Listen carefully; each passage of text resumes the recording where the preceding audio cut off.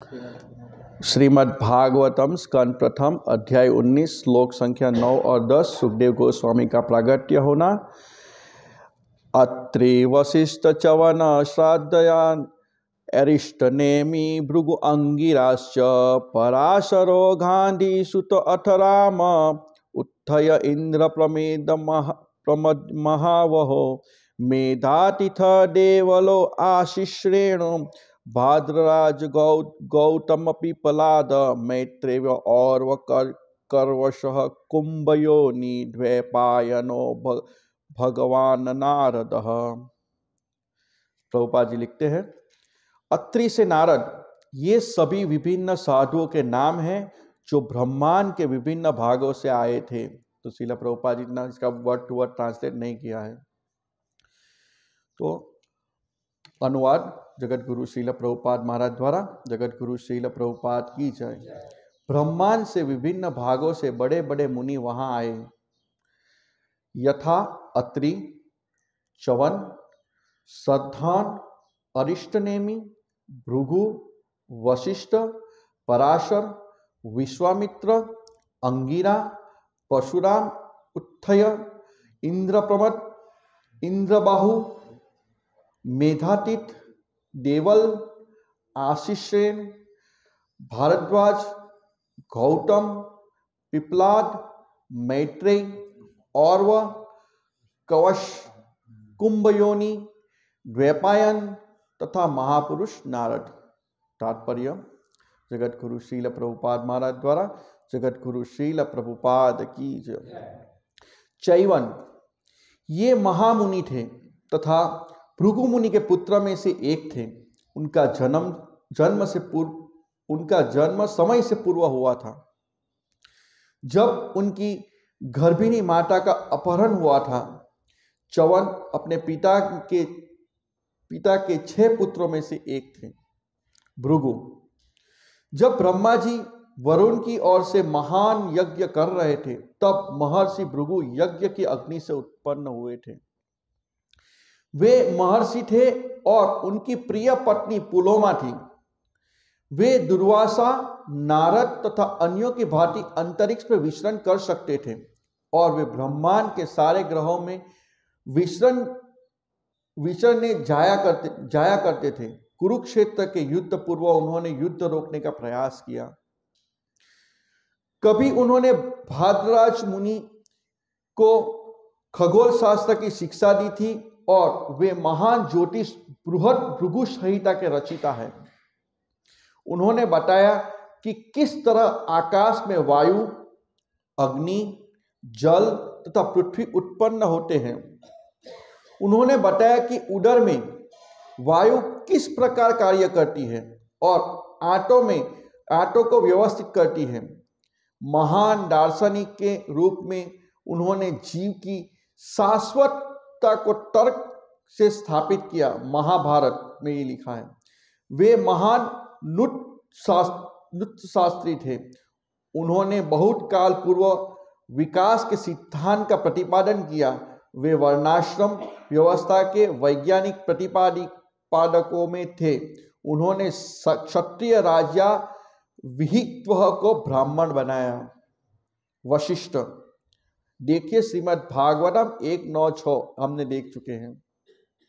पराशर ये वशिष्ठ मुनि के पौत्र तथा व्यासदेव के पिता है। ये महर्षि शक्ति के पुत्र थे और इनकी माता का नाम अदृश्यति था।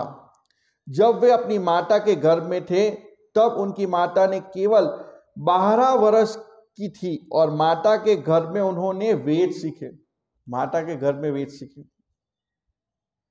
उनके पिता का वध कलमासत नामक असुर ने किया था, अतः उनका बदला लेने के लिए उन्होंने संपूर्ण संसार को विनष्ट करना चाहा, किंतु इनके पितामह वशिष्ठ ने उन्हें रोक दिया। तब उन्होंने राक्षस वध यज्ञ संपन्न किया, लेकिन महर्षि पुलस्त ने उन्हें रोका। सत्यवती से आकर्षित होने पर उन्होंने व्यासदेव की प्राप्ति हुई। सत्यवती बाद में महाराज शांतनु की पत्नी बनी। पराशर के आशीर्वाद से सत्यवती मीलों तक सुगंध फैलती थी। वे भीष्म की मृत्यु के समय भी उपस्थित थे। वे महाराज जनक के गुरु थे और शिवजी के महान भक्त थे। वे अनेक वैदिक शास्त्रों तथा समाज शास्त्रीय निर्देशों कृतिकार हैं। गांधीसुत या विश्वामित्र ये तपस्या तथा यौगिक शक्ति से महान ऋषि थे। वे गांधीसुत के नाम से विख्यात थे क्योंकि उनके पिता गांधी कान्यकुब्ज प्राप्त उत्तर प्रदेश का अंग के शक्तिशाली राजा थे। यद्यपि ये जन्म से क्षत्रिय थे, लेकिन वे अपनी आध्यात्मिक उपलब्धियों के बल पर उसी शरीर में ब्राह्मण बने, क्योंकि वशिष्ठ मुनि से झगड़ा मोल लिया। जब वे क्षत्रिय राजा थे तो मतंग मुनि ने के सहयोग से उन्होंने एक महान यज्ञ किया। इस प्रकार वे वशिष्ठ के पुत्र को नाश कर सके। इस प्रकार ये वशिष्ठ के पुत्र को नाश कर सके। ये महान योगी बने, किंतु इंद्र को वश में न कर वे महान योगी बने किंतु इंद्रियों को वश में न रख सकने के कारण उन्होंने शकुंतला का पिता बनना पड़ा, जो विश्व इतिहास में परम सुंदरी है। एक बार जब वे क्षत्रिय राजा थे तो वे वशिष्ठ मुनि के आश्रम में गए, जहां उनका भव्य स्वागत हुआ। विश्वामित्र वशिष्ठ से नंदिनी नामक गाय चाहते थे, किंतु मुनि ने उसे देने से इनकार कर दिया। तब विश्वामित्र ने गाय चुरा ली और मुनि तथा राजा के बीच झगड़ा छिड़ गया। विश्वामित्र वशिष्ठ के आध्यात्मिक शक्ति से परास्त हुए, अतएव राजा ने ब्राह्मण बनने का निश्चय कर लिया।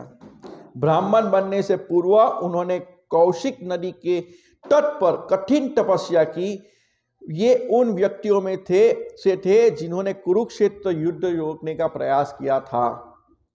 अंगिरा ये ब्रह्मा के 6 मानस पुत्रों में से एक तथा स्वर्गीय देवताओं के अत्यंत विद्वान पुरोहित बृहस्पति के पिता थे। ये ब्रह्मा के वीर्य से उत्पन्न हुए, जिसे उन्होंने अग्नि से एक सुलगते हुए अंगारे को दिया था। अथस्य तथा सर्वत्र उनके पुत्र हैं। कहा जाता है कि आज भी गंगा के तट पर अलोकनंदा नामक स्थान पर भगवान के नाम का कीर्तन करते हैं और तपस्या करते रहते हैं। परशुराम के लिए देखे श्रीमद् भागवतम 1.9.6 हम देख चुके हैं इसको। उत्थय ये महर्षि अंगिरा के 3 पुत्रों में से एक तथा महाराज मानधाता के गुरु थे। उन्होंने सोम मतलब चंद्र को पुत्री भद्रा से विवाह किया था। वह वरुण ने उनकी पत्नी भद्रा का अपहरण किया, तो जल देवता वरुण के अपराध का बदला लेने के लिए ये सारे संसार का पानी पी गए। कितने महान ऋषि है, सारे संसार का पानी पी चुके। मेधातीत प्राचीन काल में एक वृद्ध मुनि राजा इंद्रदेव के सभासद, उनके पुत्र कव्य मुनि थे, जिन्होंने वन में शकुंतला का पालन किया था। वानप्रस्थ आश्रम दृढ़ता से पालन करते हुए उन्होंने स्वर्गलोक की प्राप्ति की। देवल ये नारद मुनि तथा व्यास देव की भांति महान विशेषज्ञ थे। जब अर्जुन ने श्री कृष्ण को पूर्ण पुरुषोत्तम परमेश्वर भगवान के रूप में स्वीकार किया, तो भगवत गीता में उल्लेख महापुरुषों की सूची में इनका नाम आता है। असितो देवल नारद, आता है। ये कुरुक्षेत्र के युद्ध के बाद महाराज युधिष्ठिर से मिले। ये पांडव परिवार के कुल पुरोहित धौम्य के बड़े भाई थे। पांडव के कुल गुरु कौन थे? धौम्य, उनके बड़े भाई थे। क्षत्रिय के भांति उन्होंने भी अपनी पुत्री को स्वयंवर सभा में अपना पति स्वयं चुनने की अनुमति दी और इस उत्सव में ऋषियों के सभी कुमार पुत्रों को आमंत्रित किया गया था। कुछ लोगों के अनुसार ये असित देवल नहीं है। भारद्वाज, इसके लिए देखिए श्रीमद् भागवतम 169, 196। गौतम, ये ब्रह्मांड के 7 महर्षियों में से एक थे। उनके एक पुत्र का नाम था शरद्वान गौतम था। आज वे गौतम गोत्र के लोग या तो उनके वंशज हैं अथवा उनकी शिष्य परंपरा के हैं। जो ब्राह्मण अपना गौतम गोत्र बताते हैं वे इनके वंशज हैं, और जितने की गौतम गोत्र वाले क्षत्रिय तथा वैश्य है वे उनकी शिष्य परंपरा के हैं। वे विख्यात अहल्या के पति थे। अहल्या इंद्रदेव के द्वारा छेड़े जाने पर पत्थर बन गई थी, किंतु भगवान रामचंद्र द्वारा इनका उद्धार हुआ। गौतम कुरुक्षेत्र के युद्धों के वीरों में से एक कृपाचार्य के पितामह थे। मैत्रेय, ये एक प्राचीन ऋषि है। ये विदुर के गुरु थे और एक महान धर्माचार्य थे। उन्होंने धृतराष्ट्र को सलाह दी थी कि पांडवों से अच्छे मधुर संबंध बनाए रखे, किंतु दुर्योधन राजी नहीं हुआ, तो उन्होंने उसे श्राप दिया। ये व्यासदेव से मिले, जो उनके साथ उनके धार्मिक चर्चाएं की। ओम अज्ञानतिमिरान्धस्य ज्ञानाञ्जनस्य शलाकया चक्षुर्मिलितेन तस्मै श्री गुरुवे नमः। नमः ओम विष्णुपादाय कृष्णप्रेष्ठाय भूतले श्रीमते भक्ति विकास स्वामी नामिने। नमः ओम विष्णुपादाय कृष्णप्रेष्ठाय भूतले श्रीमते भक्ति वेदांत स्वामी नामिने। नमस्ते सारस्वते देवे गौरवाणी प्रचारिणे निर्विशेष शून्यवादी पाश्चात्य देशतारिणे। श्री कृष्ण चैतन्य प्रभु नित्यानंद श्री अद्वैत गदाधर शिवासादि गौर भक्त वृंद। हरे कृष्णा कृष्णा कृष्णा हरे हरे, हरे राम राम राम हरे हरे। कितने महान महान ऋषि हैं, और सब लोग आ गए। हम देखते हैं, हमने पिछले कुछ श्लोकों में देखा, 1 से 8 श्लोकों में देखा। जैसे श्रीमद् भागवतम मैंने पिछली बार भी चर्चा की थी कि 1 से हम जो प्रायण करते हैं कि जो 1 से 7 श्लोक है उसमें परीक्षित महाराज खेत तथा सांप को स्वीकार करते हैं। हमने देखा परीक्षित महाराज दुखी हो गए जब वहां से निकले आश्रम से, तो वो दुखी हो गए और मैंने क्या गलत कर दिया, उसको बहुत पश्चाताप हुआ कि मैंने इतना अपराध कर दिया कि ऋषि के गले में हार डाल दिया। पहले ही श्लोक में इसका वर्णन है ना, फर्स्ट श्लोक में ही इनका वर्णन है। सुत गोस्वामी ने घर लौटते हुए राजा परीक्षित ने अनुभव किया कि उन्होंने निर्दोष तथा शक्तिशाली ब्राह्मण के प्रति अत्यंत जघन्य तथा अशिष्ट व्यवहार किया है।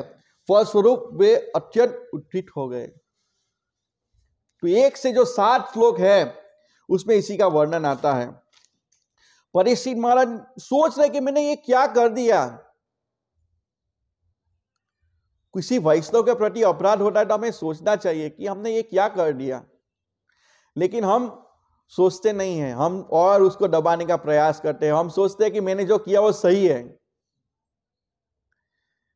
लेकिन हमें इस अध्याय से बहुत महत्वपूर्ण 3 शिक्षाएं मिलती है। हम आगे चर्चा करेंगे आज इस 3 शिक्षाओं का, कि बहुत इंपॉर्टेंट शिक्षा हमें मिलती है। फिर उन्होंने क्या किया कि उन्होंने बोला, परीक्षित महाराज ने सोचा कि मुझे इसका दंड मिलना चाहिए कि मैंने एक वैष्णव अपराध कर दिया, मैंने एक ऋषि का अपराध कर दिया। उन्होंने कहा अगले श्लोक में सोचा कि राजा परीक्षित ने सोचा, भगवान के आदेशों की अवहेलना करने से मुझे आशंका है कि निश्चित रूप से निकट के भविष्य में मेरे ऊपर कोई संकट आने वाला है।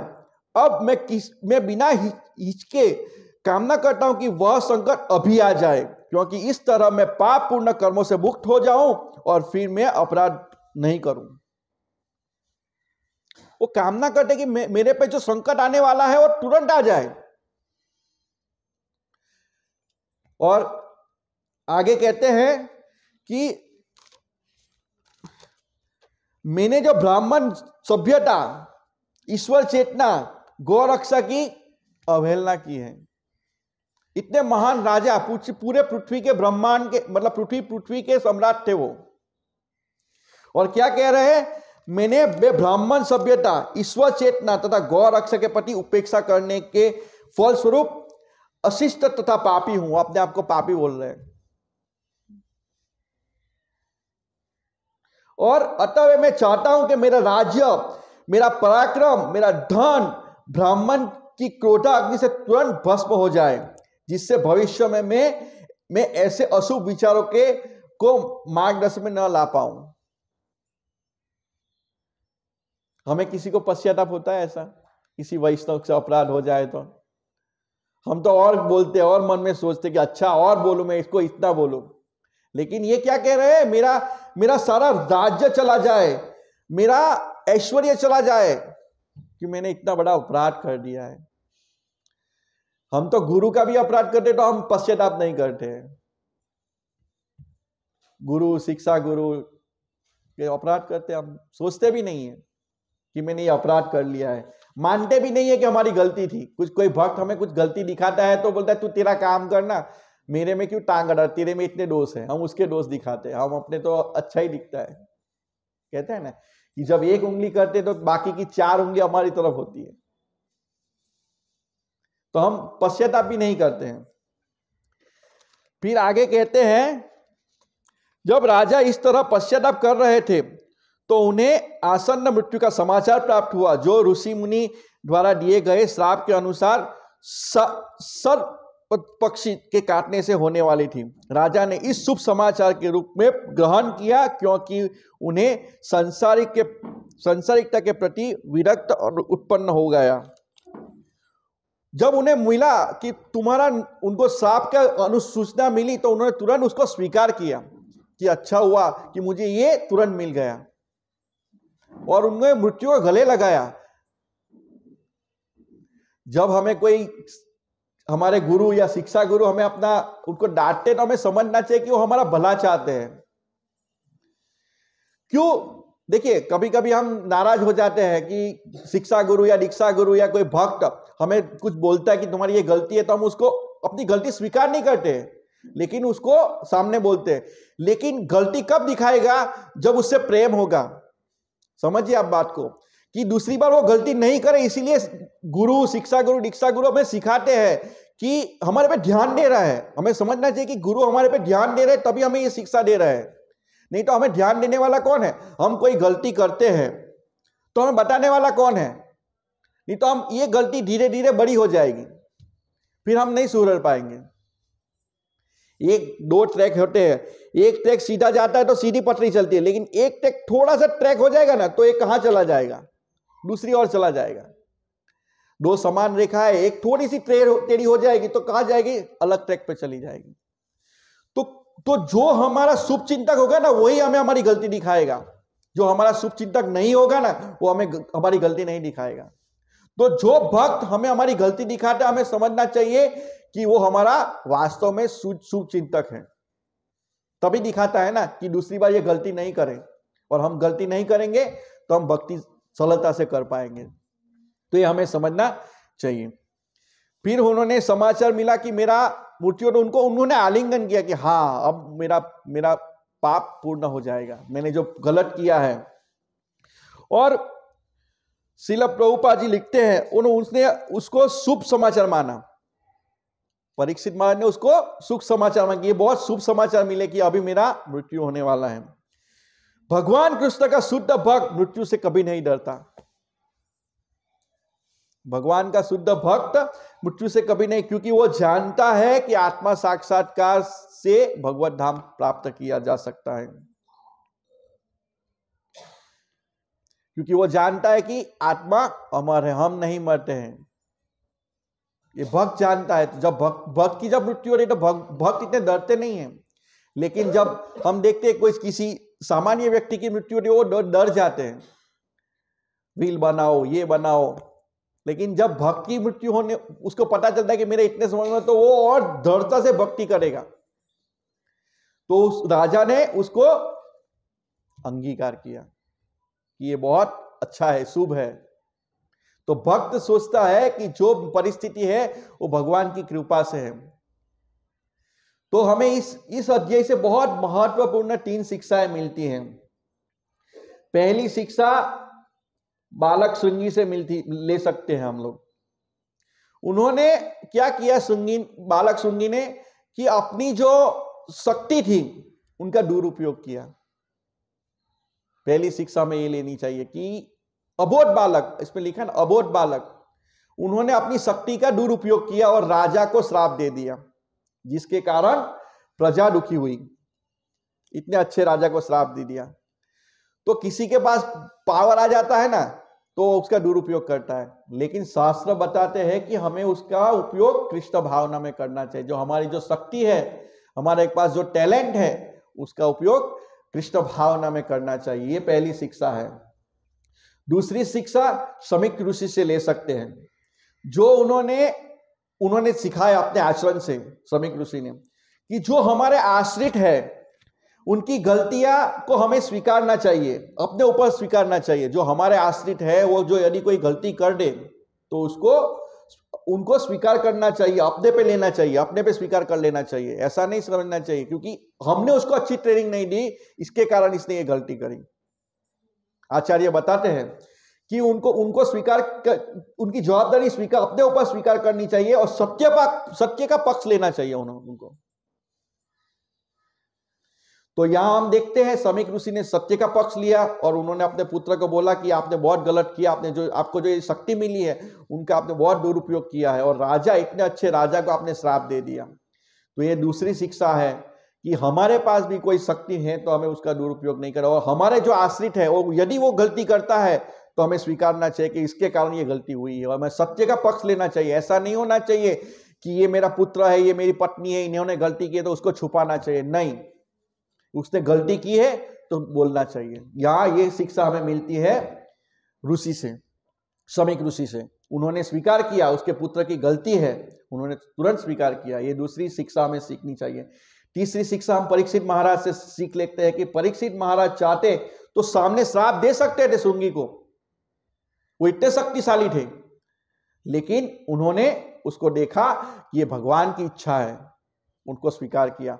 तो यदि हमारे पे कभी कभी मुसीबत आए तो हमें स्वीकार करना चाहिए कि भगवान की इच्छा है, इतना प्रतिकार नहीं करना चाहिए हमें। ये हमें सीख सकते हैं। तो उन्होंने बदला नहीं लिया, लेकिन भगवान की योजना समझकर उनको वरदान मान के उनको स्वीकार कर लिया। और वास्तव में हम देखते हैं कि ये भगवान की इच्छा है। भगवान की इच्छा होने के कारण भागवतम का उदय हुआ। यदि वो भी सामने साथ दे देते तो कहां से उदय होने वाला था। लेकिन उन्होंने भगवान की शरण ली। तो हमें ये 3 शिक्षा बहुत महत्वपूर्ण ये अध्याय में हम सीखते हैं कि हमें हर भक्त को ये जो नित्यम भागवत सेवा करते हैं, तो हमें हर भक्त को ये समझना चाहिए कि हमारी जो शक्ति है उसका दुरुपयोग नहीं करना चाहिए। हमारे जो आश्रित है वो जो यदि कोई गलती करे तो हमें समझना है कि हमारी शिक्षाओं में गलती है, इसके कारण इसने ये गलती की है। और जो भी हमें पे दुख आता है तो हमें समझना चाहिए कोई भगवान की कोई इच्छा होगी तभी ये हम पे दुख आ रहे हैं। तो जो हमारे जीवन में ऐसी कोई भी घटना हो तो हमें समझना चाहिए कि गुरु माध्यम से उसे जानना चाहिए, गुरु के माध्यम से कि ये विपत्ति क्यों आई, और इसके गुरु से मार्गदर्शन में हम समझ सकते हैं कि वो भगवान की योजना थी। हम गुरु से हम प्रश्न पूछते हैं तो गुरु हमें बताते हैं कि हाँ ये भगवान की योजना थी। तो श्रील प्रभुपाद जी इन सब तात्पर्य बहुत सुंदर लिखते हैं। 1, 2 और 4 के तात्पर्य समझाते हैं कि कृष्ण भक्त सभी परिस्थितियों में भगवान कृष्ण की कृपा प्राप्त कर सकते हैं। सभी परिस्थितियों में भक्त भगवान की कृपा पे आश्रित रहता है। और वर्णन करते हैं श्रील प्रभुपाद जी, जब परीक्षित महाराज ने अपनी मृत्यु का समाचार मिला तो उन्होंने आत्मा साक्षात्कार की सभी विधियों को छोड़कर अपने मन को कृष्ण भावना में एकाग्र करने के लिए गंगा के तट पर जाके दृढ़ता से बैठ गए। क्यों बैठ गए? क्योंकि श्री कृष्ण की प्रेममय सेवा और दिव्य उपलब्धि है। भगवान कृष्ण की प्रेममय सेवा करना ही दिव्य उपलब्धि है। और अन्य सभी विधियों को मात देने वाली है। भगवान की जब हम सेवा करते हैं तो सभी विधियों को, योग, तप, बल, सब को मात देती है जब भगवान श्री कृष्ण की सेवा करते हैं तो। क्योंकि ऐसे भक्त होने वो जानते हैं कि ये सभी उपाधियां कोई काम की नहीं। हम चाहे योग कर ले, ध्यान कर ले, लेकिन भगवान की प्रेममयी सेवा करने से हम पूर्ण रूप से हो जाएंगे। इसीलिए उन्होंने सब कुछ छोड़ के, अपना राजपाट छोड़ के गंगा के तट पे दृढ़ता से बैठ गए। और आचार्य बताते हैं कि सभी, ये आज का श्लोक है 9 और 10 के जो तात्पर्य में सभी मुनियों का परिचय देते, तो ये महान महान ऋषि मुनि अलग अलग जगह में रह रहे थे, लेकिन उनको संदेश मिल गया। श्रील प्रभुपाद जी लिखते हैं कि उन ऋषियों को संकेत मिल गया कि सुखदेव गोस्वामी वहां श्रीमद् भागवतम का प्रवचन करने वाले हैं। तो अलग अलग प्रांत से सभी ऋषि आ गए, इकट्ठा हो गए, क्योंकि भागवत श्रवण करने वाले हैं। क्योंकि इतने महान राजा अपना शरीर त्यागने वाले हैं, तो सारे ब्रह्मांड से ऋषि आ गए अलग अलग जगह से। कोई नहीं व्हाट्सएप था, ना मोबाइल था, ना ट्विटर था, ना फेसबुक था, फिर भी सभी लोग भगवान कृष्ण की कथा सुनने के लिए उत्कंठा होकर आ गए। और हम रोज भागवत करते हैं तो कोई नहीं आता है। वही भागवत है, वही कथा चल रही है, तो हमें ध्यान से सुनना चाहिए, हमारे जीवन में उसका रियलाइज करना चाहिए। कितने महान महान ऋषि हैं। चैवन ऋषि, हम पढ़ते हैं ना चैवन के बारे में। वो कौन से सुकन्या के पति थे, और सयाति की पुत्री थी। हम भागवतम में आगे जिन्होंने भागवतम पढ़ा है, तो वो पुत्री उनके मतलब वो जो वन में गए थे सुकन्या को लेके, और सुकन्या ने क्या किया, कौतुकतावश एक छेद में वो तिनका होता है, तिनका वो मार दिया। एक काने में उनको 2 लाइट जैसा दिख रहा था, तो उन्होंने मारा, तो चैवन ऋषि की आंख में लग गया, क्योंकि वो उसके अंदर तपस्या कर रहे थे। और वो इतने वृद्ध थे। तो जब बाहर आए, सबका मतलब मल त्याग करना बंद हो गया, और उसी की प्रकोप से सबका मल त्याग करना बंद हो गया। पूरे सैनिक का बंद हो गया, राजा का बंद हो गया, सब परेशान हो, क्या हो गया। तब सयाति ने सोचा कि कुछ गलती हुई है। तब वो बाहर आए, जब ऋषि आए तो उन्होंने देखा कि बहुत बड़ा अपराध हो गया है, तो उन्होंने अपनी पुत्री को उनको भेंट कर दी पत्नी के रूप में। और उनके वो इतने गुस्से वाले थे, लेकिन उसकी पत्नी ने उनको सेवा की, बहुत प्रेम से सेवा की। तो फलस्वरूप उन्होंने, क्योंकि वो जड़ी बूटियों के ज्ञाता थे, तो उन्होंने वो 2 ऋषि उनको बुलाया और उनको विद्या दी, और उसके बदले में उनको जुआनी वापस ली उनकी। तब से च्यवनप्राश नाम पड़ गया ये च्यवन ऋषि से। ऐसा बताते, मैं कंफर्म नहीं हूं, लेकिन मैंने ऐसा सुना है कि च्यवन ऋषि से च्यवनप्राश उन्होंने बनाया, ऐसे बताते हैं। मैं कंफर्म नहीं हूं। हाँ, अश्वनी कुमार को बुलाया था, लेकिन वेदों में वर्णित है कि वो उनके जड़ी बूटी के ज्ञाता थे च्यवन ऋषि। हाँ, स्नान करने के लिए बोलते हैं। लेकिन सार्वभौम प्रभु, वृंदावन वाले जो सार्वभौम प्रभु हैं, वो सूरत में आए थे, वो लेक्चर में बता रहे थे कि च्यवन ऋषि से च्यवनप्राश बना है, उसी नाम से बना है, उसी नाम से बना, ऐसा उन्होंने बताया था। हाँ, उपयोग किया। तो कहने का तात्पर्य है कि इतने महान महान, और उससे शिक्षा क्या मिलती कि उसकी पत्नी इतनी जुआन थी, नवयौवन थी, और उतने पति इतने वृद्ध थे, फिर भी वो बहुत प्रेम से सेवा करती थी। और उन्होंने उसके पति की सेवा करने से, उनके बहुत गुस्से वाले थे च्यवन ऋषि, लेकिन उनको जीत लिया। इसीलिए पत्नियों को ध्यान रखना चाहिए कि पतियों को किस तरह से खुश किया जाता है। ये सब शिक्षाएं मिलती है हमें शास्त्र से। तो इतने महान महान ऋषि, और श्रील प्रभुपाद जी लिखते हैं कि कितने महान महान ऋषि। जब हम ये पढ़ते हैं श्रील प्रभुपाद जी की तात्पर्य को, कि भृगु संहिता लिखने वाले भृगु ऋषि, भृगु संहिता में हर एक आदमी की कुंडली का वर्णन आता है, ऐसा सुना है, हर एक का। वो ज्योतिष शास्त्री में के पास होती है, वो सबकी कुंडली रहती है कि भविष्य में क्या होने वाला है। क्योंकि हम देखते हैं ना कि ये भी जो भागवत हम जब सुनते हैं, परीक्षित महाराज, मतलब वो कौन सुनाते हैं, तो बोलते हैं कि तुम्हारा पुत्र ऐसा होने होगा और उनको श्राप मिलेगा। ये भी सब वर्णन है, ये सब हम आगे देख चुके हैं। जब युधिष्ठिर महाराज पूछते हैं परीक्षित महाराज की जन्म कुंडली, तो उनका सारा वर्णन आता है कि उनको श्राप मिलेगा, 7 दिन में मृत्यु होगी। ये सब वर्णन वो कर चुके होते हैं। आप लोगों ने जब भागवतम पढ़ा होगा तो इसमें आता है। पता है किसी को कि जब परीक्षित महाराज का जन्म हुआ तो उनकी जो जन्म कुंडली में युधिष्ठिर महाराज पूछते हैं वो ऋषि को, तो ऋषि उनकी पूरी जन्म कुंडली बताते हैं। उनमें कौन कौन से आने वाले राजा क्या होंगे, वो सब उनके पूरे वंशज का वर्णन करते हैं। तो इतने बड़े बड़े महान ऋषि पराशर मुनि, जिन्होंने भगवान की व्याख्या दी, याद है क्या बताया? ऐश्वर्यस्य, हाँ हाँ हाँ हाँ, कि भगवान कौन है, तो पराशर मुनि ने बताया कि कौन भगवान है। ऐश्वर्यस्य, जो समस्त ऐश्वर्यों के स्वामी हैं, वीर्य, सबके शक्ति के स्रोत है। तो ये सब महान महान ऋषि क्यों आए? भागवत सुनने के लिए आए, भगवान कृष्ण की वाणी सुनने के लिए आए। गांधी सूत हम देखते हैं, विश्वामित्र कितनी साल तपस्या करी, हाँ, और मेनका खनंग खनंग और पतन हो गया, वापिस तपस्या करी। तो हम जो तपस्या कर रहे हैं, तो हमारे आजू बाजू बहुत सारे मोबाइल्स ये सब चलते रहते हैं। इसीलिए मैं बार बार कहता हूँ, ये जो 2 घंटे जो हरे कृष्ण महामंत्र हम लेते हैं, उसको ध्यान से लेना चाहिए।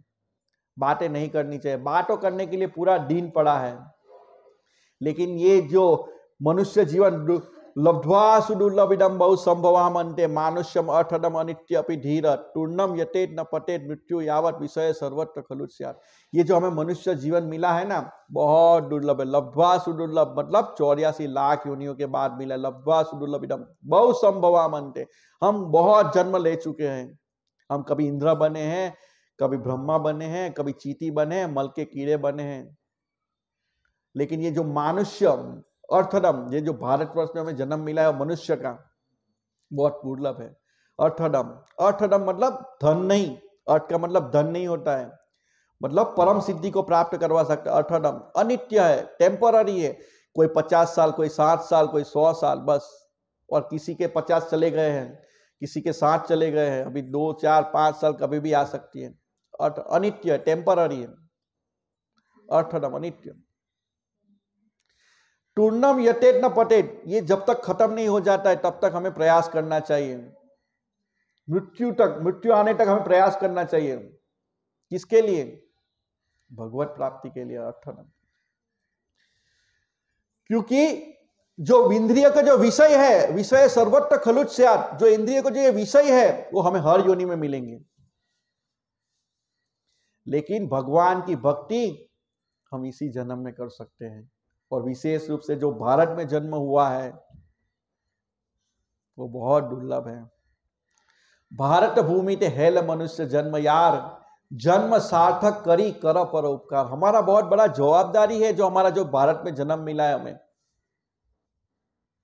सबका, हमारा तो उद्धार करना है, हमारे आश्रितों का भी उद्धार करना है और लोगों का भी उद्धार करना है। इसीलिए भक्त प्रचार के लिए जाते हैं। भक्त अपने लिए नहीं करता है, भक्त पर दुखी होते हैं, इसीलिए वो बार बार घर घर जाता है, लोगों को भगवत गीता भागवतम देते हैं कि लीजिए पढ़िए, ये मनुष्य जीवन चला जाएगा। एक पैसा भी नहीं ले जा पाएंगे हम लोग। कोई आज तक लेके गया है? कोई 100 रुपया लेके गया है? 1 रुपया लेके गया है? कुछ नहीं ले जाएंगे। सिकंदर से शिक्षा मिलती है कि सिकंदर ने पूरा वर्ल्ड कॉन्करेट किया, लेकिन वो उन्होंने शिक्षा दी कि देखो मैं खाली हाथ आया हूं, मैं खाली हाथ जा रहा हूं, और हम भी ऐसे ही हैं। लेकिन गोलोक एव प्रेम धन हरिनाम संकीर्तन, तो गोलोक का जो प्रेम धन है हरिनाम संकीर्तन, वो हम साथ में लेके जाएंगे। तो इसीलिए जो मनुष्य जीवन मिला है उसका उपयोग कर लीजिए और ये जीवन सफल कर लीजिए। विशेष रूप से जो हम लोग इस्कॉन में जुड़ गए हैं, प्रभुपाद सिख गुरु परंपरा में हम आ गए हैं, और प्रभुपाद ने हमारे लिए बहुत बड़ी कृपा करी है कि रात भर जाग के इन ग्रंथों का गुजराती मतलब इंग्लिश में अनुवाद किया, और हमें भक्तों ने गुजराती में दे दिया, हिंदी भाषी को हिंदी में दे दिया। कौन समझ सकते थे संस्कृत? प्रभुपाद ने ट्रांसलेट करने से पहले से भागवतम 5000 साल से विद्यमान है, लेकिन कोई समझ नहीं पा रहा था। लेकिन प्रभुपाद जी ने कितनी बड़ी कृपा करी हमारे पे, और हमको सबको सुलभ करा दिया, और ये संस्कृत के जो शब्द है उनको इजी लैंग्वेज में समझा दिया। कितनी बड़ी उपलब्धि है। लेकिन हम इतने दुर्भाग्य है कि हमें पढ़ने का समय नहीं है। हम बोलते हैं कि हम पढ़ेंगे पढ़ेंगे, पढ़ने के लिए पढ़ लेते हैं, लेकिन हमें इसको समझना चाहिए। हमें नहीं समझ में आए तो हमारे शिक्षा गुरु दीक्षा गुरु से पूछने चाहिए, कि प्रश्न पूछने चाहिए कि इसका समझ क्या है, मतलब क्या है। एक एक शब्द गुह्य है, हम गुरु के माध्यम से उसको समझ सकते हैं। इसीलिए हमें नित्यम भागवत करनी चाहिए और लोगों को प्रचार करके लाना चाहिए। हरे कृष्ण। ग्रंथराज श्रीमद् भागवतम की जय। जगत गुरु श्रील प्रभुपाद की जय।